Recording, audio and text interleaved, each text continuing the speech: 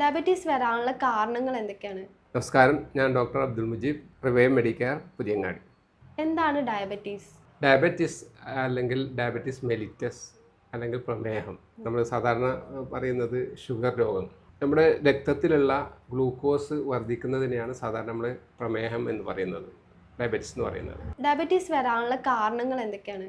Diabetes വരാനുള്ള കാരണങ്ങൾ നമ്മൾ ശാരീരികമായിട്ട് അല്ലെങ്കിൽ ഫിസിയോളജിക്കലായിട്ട് പറഞ്ഞാൽ നമ്മുടെ പാൻക്രിയാസ് എന്ന് പറയുന്നത് നമ്മുടെ ശരീരത്തിലുള്ള ഒരു ഓർഗനാണ്. അതിൽ ബീറ്റാ സെൽ എന്ന് പറഞ്ഞൊരു സെല്ലുണ്ട്. അതായത് ആൽഫാ സെല്ലുണ്ട്, ബീറ്റാ സെല്ലുണ്ട്. അപ്പോൾ അതിൽ ബീറ്റാ സെല്ല ഉൽപ്പാദിപ്പിക്കുന്ന ഒരു ഹോർമോണാണ് ഇൻസുലിൻ.